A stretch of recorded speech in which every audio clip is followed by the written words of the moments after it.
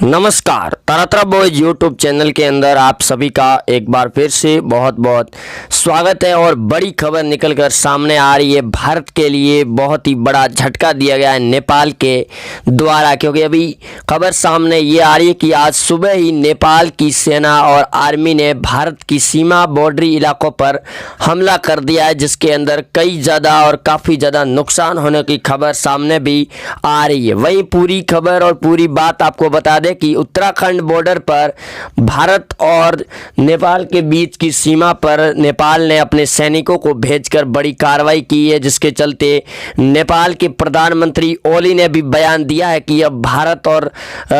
America को सबक सिखाने के लिए नेपाल देश ने पाकिस्तान और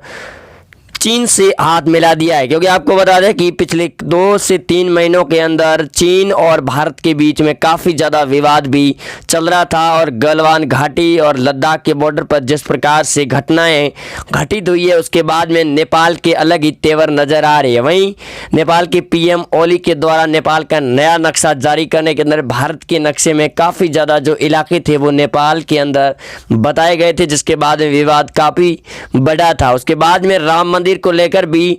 पीएम ओली ने बयान दिया था। राम मंदिर मुख्य मंदिर नेपाल के अंदर है, और जो अयोध्या के अंदर मंदिर बन रहा है वो दूसरा मंदिर, जिसके बाद में काफ़ी ज़्यादा ओली का भी विरोध किया गया था। लेकिन आज सुबह की हुई कार्रवाई में भारतीय लोगों पर जिस प्रकार से नेपाल ने कार्रवाई की है, उसके बाद में भारत में बताया जा रहा है कि भारत को तगड़ा झटका दिया गया है और भारत के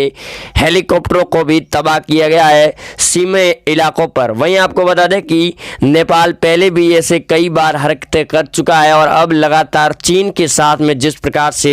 हरकतें कर रहा है नेपाल, उसके बाद में पीएम मोदी और अमेरिकी राष्ट्रपति डोनाल्ड ट्रंप बड़ा एक्शन लेने की तैयारी में, क्योंकि पिछले महीने ही भारत और चीन के बीच में हुए विवाद के चलते अमेरिका, भारत, जापान ने पूरी तरह से चीन को घेर लिया और चीन पर लगातार दबाव बनाए हुए, यहाँ तक कि भारत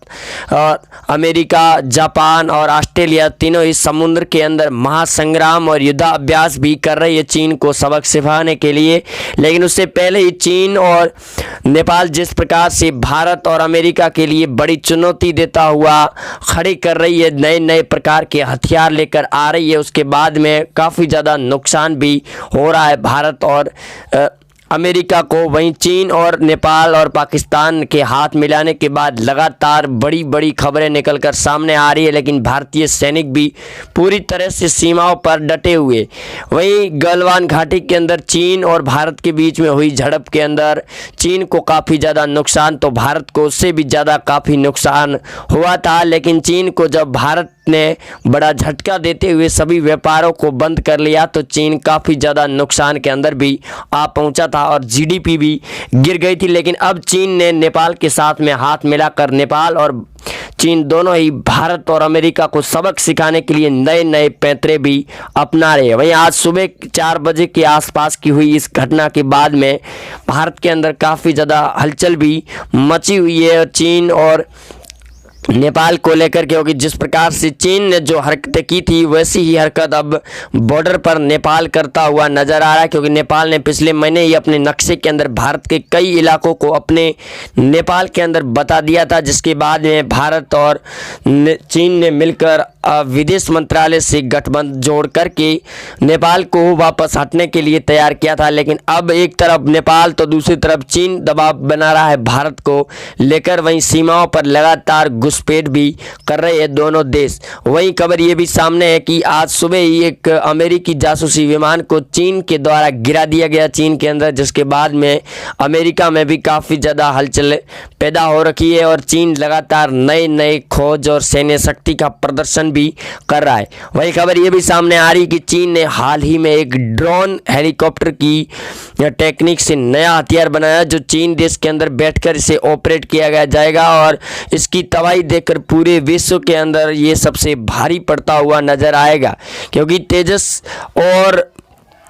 राइफल राफेल के आने के बाद भारत में काफ़ी ज़्यादा सैन्य शक्ति का प्रदर्शन होगा, लेकिन जापान ने भी नए सैन्य हथियार खोज करने की कोशिश में लगातार नए नए पैंतरे अपना रहा है। और भारत के साथ में हुए गठजोड़ संधि के बाद लद्दाख और एलएसी की सीमा पर जापान के द्वारा भेजे जाने वाले करीब 50 से 55 राफेल तैनात किए जाएंगे सीमा पर। लेकिन उससे पहले नेपाल और चीन भारत को तगड़ा झटका दे दिया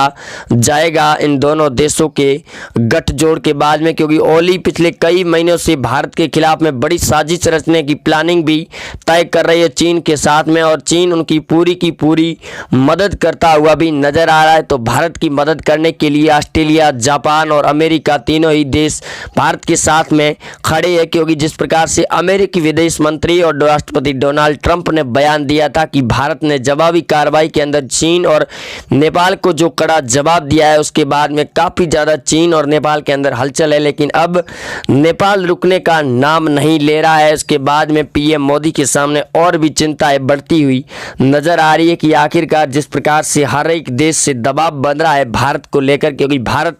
विश्व की महाशक्ति बनने को जा रहा है, लेकिन इसे रोकने की भरपूर कोशिश की जा रही है। हालांकि पीएम मोदी और गृह मंत्री अमित शाह लगातार इन अभ्यासों और सैन्य शक्ति को बढ़ाने के लिए भरपूर कोशिशों से लगातार प्रदर्शन भी कर रही है। वहीं इस युद्धाभ्यास के बाद में हिंद महासागर के अंदर भारत एक नए समंदर की रचना भी करेगा, लेकिन उससे पहले भारत को नेपाल और चीन से पूरी तरह से निपटना होगा, क्योंकि चीन के जो व्यापार थे उन पूरों को पूरा लॉक कर दिया गया है। और अब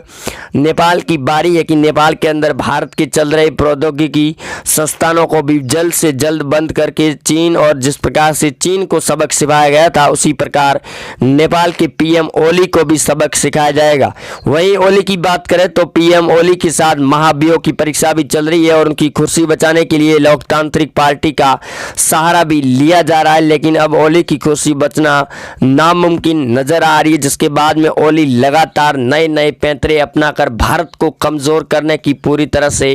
कोशिश भी कर रही है, लेकिन भारतीय इंडियन आर्मी के सैनिक लगातार सीमाओं पर डटे हुए उन्हें कड़े से कड़े मुकाबले में जवाब दे रहे हैं, जिसके बाद चीन को पटकनी खानी पड़ी। लेकिन अब नेपाल ने जिस प्रकार से षड्यंत्र रचकर भारत को फंसाने की पूरी कोशिश की है, उसके अंदर कहीं न कहीं उत्तराखंड और सिक्किम के बॉर्डर से नेपाल कामयाब होता हुआ नजर भी आ रहा है। और भारत के